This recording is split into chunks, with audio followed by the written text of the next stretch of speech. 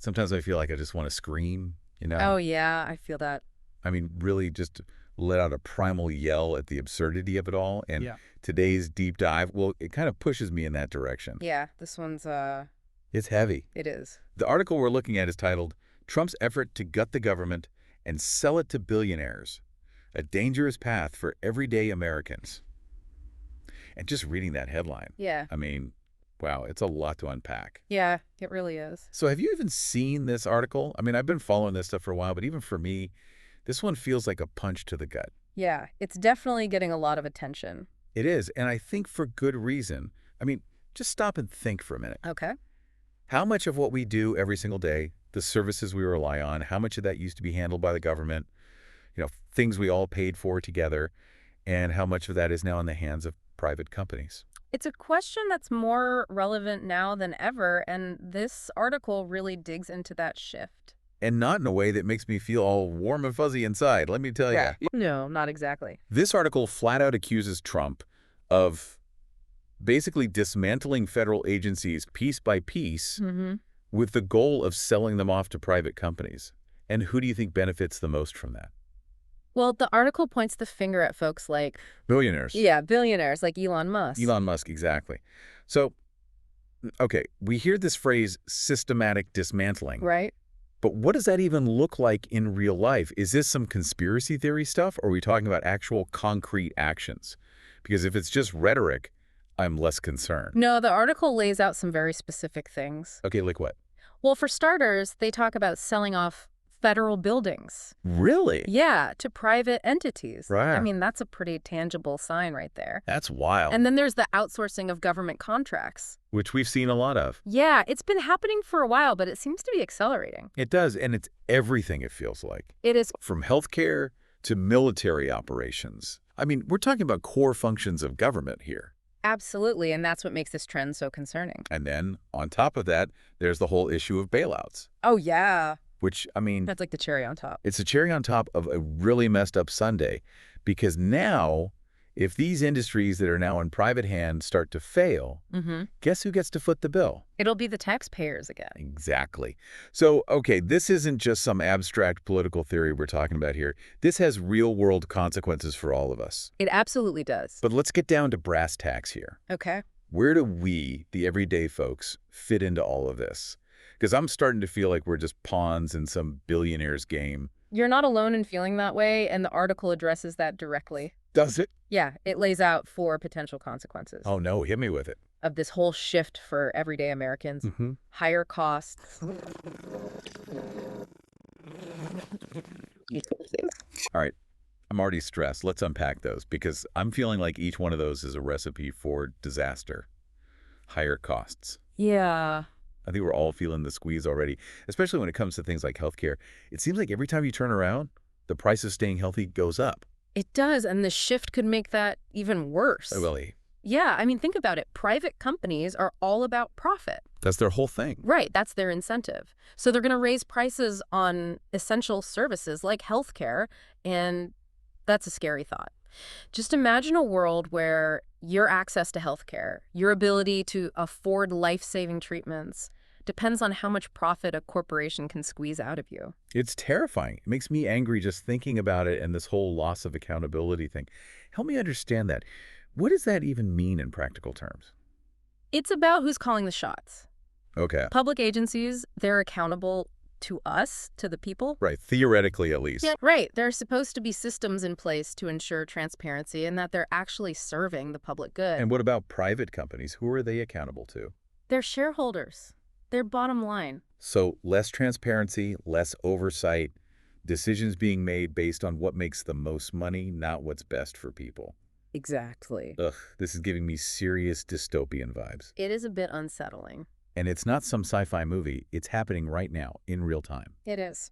Okay, let's talk about job losses, because that's a big one for a lot of people. Absolutely. And privatization often leads to layoffs in the public sector. Meaning? Teachers, nurses, firefighters, all those people who dedicate their lives to public service, their jobs are on the line. Wow. Because private companies come in looking to cut costs and maximize those profits.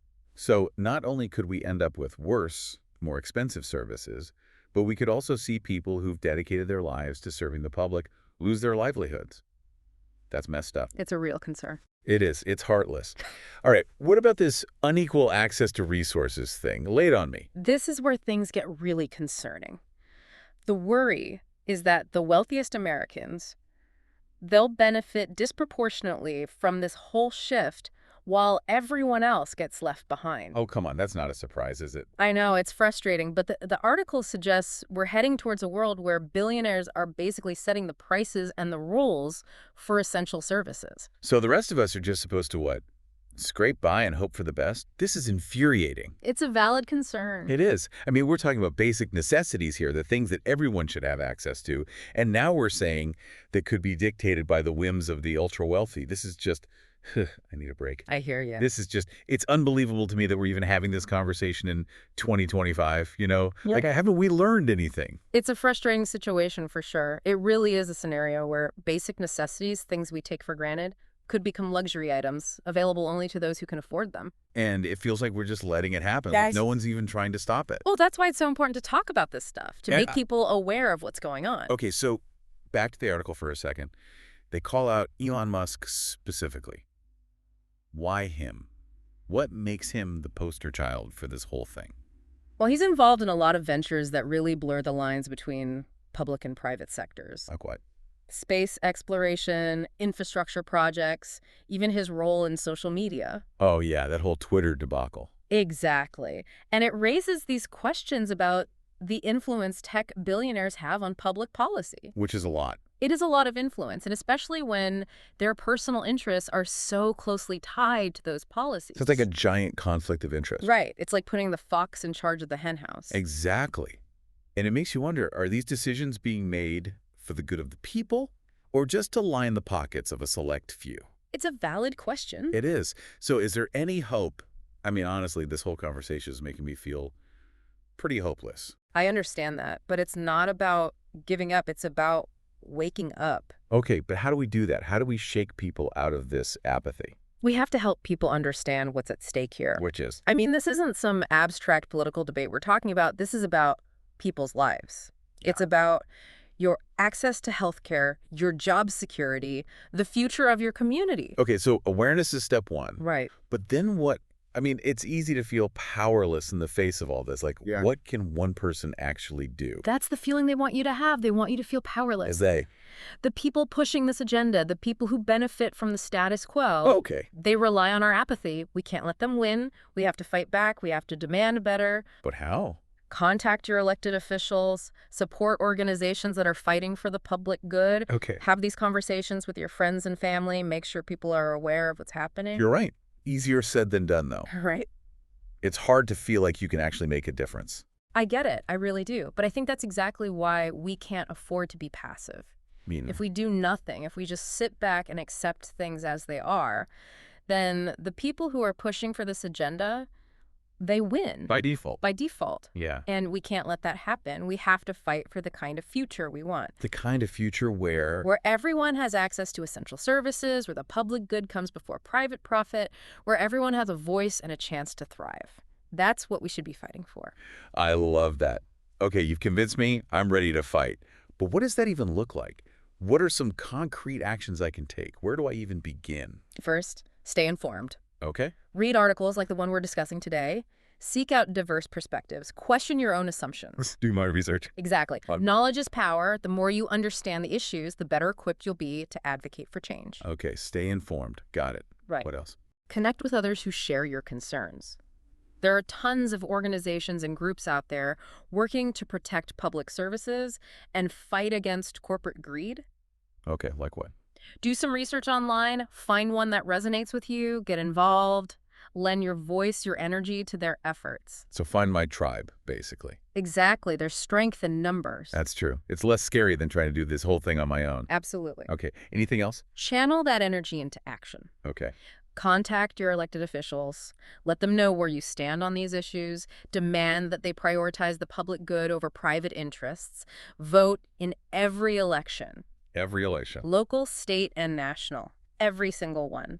Support candidates who align with your values, who are committed to fighting for a more just and equitable society. Because ultimately, this isn't about just one policy or one politician. It's about the kind of world we want to live in, the kind of future we want to create for ourselves, for our children, for generations to come. Exactly. And every action we take, no matter how small it may seem, it contributes to that larger vision. That's a good point.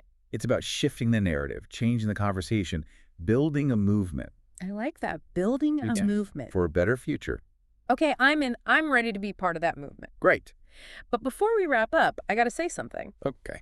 This article, it focuses on Trump a lot, and rightfully so, but he's not the only one pushing for this privatization stuff. No, he's not. This is happening across the political spectrum. Yeah, right. So how do we address that? How do we make this a broader conversation, not just a partisan issue? That's a crucial point, because this isn't about left versus right. It's about people. It's about people versus power.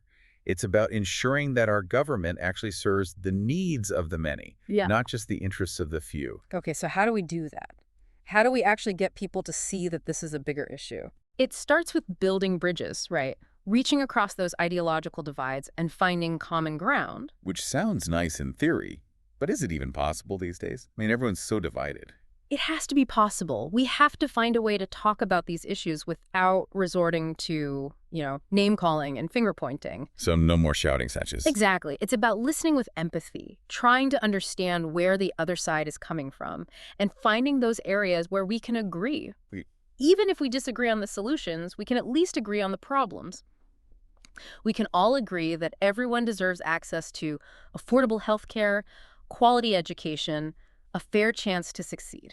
Okay, that's a good starting point. Right. Let's focus on what unites us, on the things we all care about, and then we can work from there to find solutions that actually benefit everyone. Exactly, and that's the beauty of a democracy, right? Yeah. It's messy, it's imperfect, but it gives us all a voice, a chance to shape the future we want to see. Okay, I'm feeling a little bit better now. But it's still hard to shake that feeling of being just one person against a system that feels rigged. I understand, but that's where the power of collective action comes in.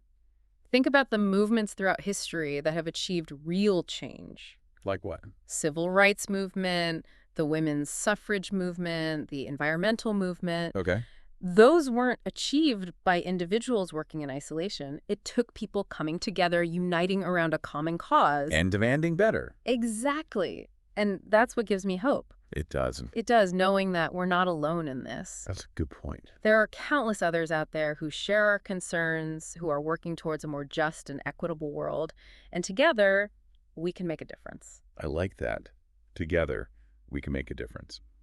That's a good note to end on. It is. I was feeling pretty doom and gloom at the beginning of this deep dive, but you've actually given me a glimmer of hope. I'm glad to hear that. It's not going to be easy, but we can't just give up, right? Absolutely not. We owe it to ourselves and to future generations to fight for a better future. I couldn't agree more. It's a lot, Yeah, it really is. And sometimes it feels easier to just tune it all out. Oh, absolutely. I mean, why even bother getting worked up if nothing's going to change, right? I get that feeling, but tuning it out, that's exactly what they want us to do. They be. The people in power, the ones who benefit from this whole messed up system. The billionaires, the corporations, the politicians. Yeah, exactly. So they want us to be apathetic, to just accept the status quo. Because if we're not paying attention, if we're not engaged, then they can get away with anything. And they kind of have been, haven't they? I mean, look at where we are. It's pretty disheartening. It is. And what's even more disheartening is how many people just seem to be okay with it. You'd think there'd be more outrage.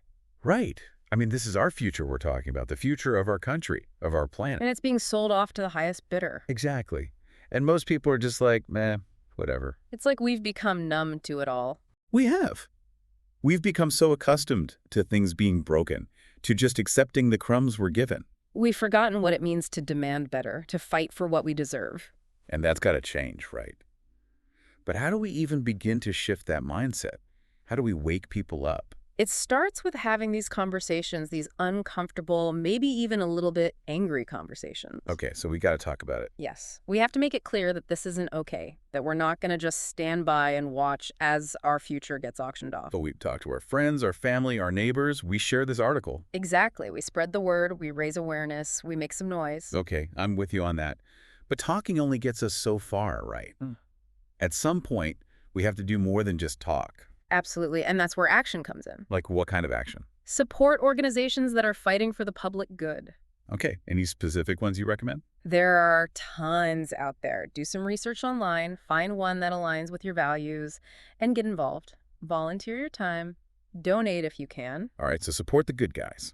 Exactly. And make sure you're holding your elected officials accountable. How do we do that? Call their offices, write emails, show up at town halls, let them know that you're paying attention, that you expect them to represent your interests, not just the interests of their wealthy donors. And most importantly, Vote in every single election, local and national. because if we don't vote, we're basically giving them permission to do whatever they want. Exactly. Our votes are our voices, our power. We have to use them. I'm starting to feel a little bit fired up now, actually.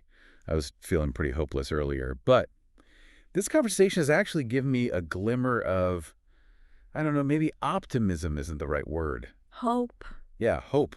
Like, maybe we're not doomed after all. Maybe you can actually turn this thing around. That's the spirit. Remember, we're not alone in this. There are millions of people who feel the same way, who are also fighting for a better future. And together. Together, we can make a difference. We have to believe that. I do believe that. And I think our listeners believe that too. So to wrap up this deep dive, let's just say this. Don't give up, don't give in, and don't let them win. Stay informed, stay engaged, and stay hopeful. Because a better world is possible, but it's up to all of us to make it happen. Thanks for joining us.